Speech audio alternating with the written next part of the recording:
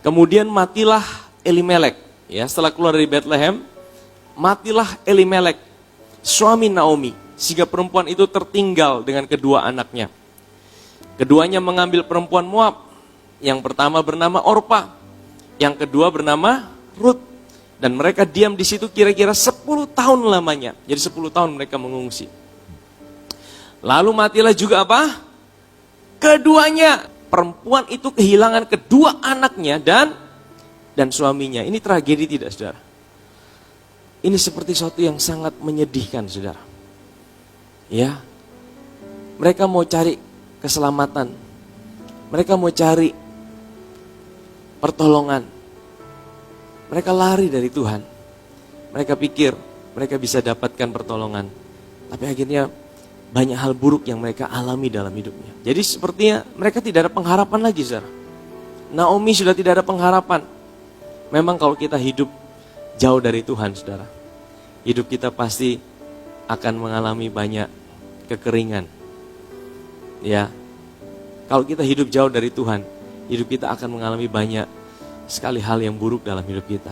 Ada yang berkata, tidak, saya tidak susah, saya punya harta yang banyak. Punya harta yang banyak belum tentu saudara hidup bahagia, saudara. Sukacita itu dari dalam ketika engkau tahu bahwa engkau punya Tuhan dalam hidup saudara. Kemudian berkemaslah ia dengan kedua menantunya dan ia pulang dari daerah Moab. Sebab di daerah Moab ia mendengar. Katakan mendengar. Apa yang dia dengar? Bahwa Tuhan atau Yahweh telah memperhatikan umatnya dan apa? Memberikan makan kepada mereka. Ini penting, saudara. Apa yang saudara dengar hari-hari ini? Waduh, COVID naik terus. Waduh, orang mati di mana-mana. Waduh, hidup semakin susah. Ya, waduh, keadaan semakin berat. Itu memang realita. Realita yang tidak bisa kita tolak. Tapi kita bisa memilih untuk mendengar apa yang mau kita masukkan dan kita renungkan di dalam hidup kita. Amin, saudara. Naomi mendengar bahwa Yahweh memperhatikan umatnya dan beri makan kepada mereka. Amin, saudara. Apa yang saudara dengar hari ini? Aku dengar, aku percaya bahwa aku punya Tuhan yang selalu ada buat hidupku, sekalipun di tengah-tengah situasi yang sulit. Maka berangkatlah ia dari tempat tinggalnya itu bersama-sama dengan kedua menantunya. Jadi mereka mulai bergerak. Nah, ini penting, saudara, titik balik dalam hidup kita. Sekalipun mereka masih ada di Moab, tapi arah mereka udah kembali. Arah mereka udah berbalik. Sekalipun engkau masih ada dalam penderitaan, sekalipun engkau masih ada dalam situasi yang sulit, tapi hati saudara sudah berbalik untuk percaya kepada Tuhan. Amin, saudara. Itu pertobatan. Ya, pertobatan itu metanoia. Hati saudara mulai mempercayai Tuhan.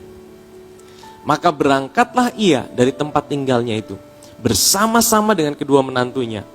Ketika mereka sedang di jalan untuk pulang ke tanah Yehuda, berkatalah Naomi kepada kedua menantunya itu, pergilah, pulanglah masing-masing ke rumah ibunya. Tuhan kiranya menunjukkan kasih-Nya kepadamu, seperti yang kamu tunjukkan kepada orang-orang yang telah mati itu dan kepadaku.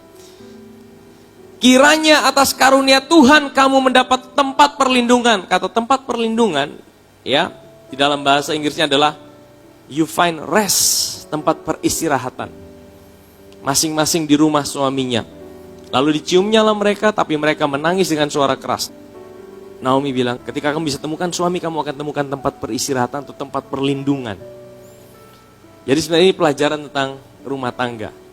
Ya, tahun ini, saudara, Tuhan akan pulihkan rumah tangga yang sedang diambang kehancuran. Kalau hari ini engkau sedang ngalamin dalam rumah tanggamu, Tuhan mau pulihkan. Ya, dalam rumah tangga ketika ada kesatuan itu, maka berkat Tuhan dicurahkan, diturunkan. Amin, saudara. Ini penting untuk menghadapi situasi seperti ini, saudara.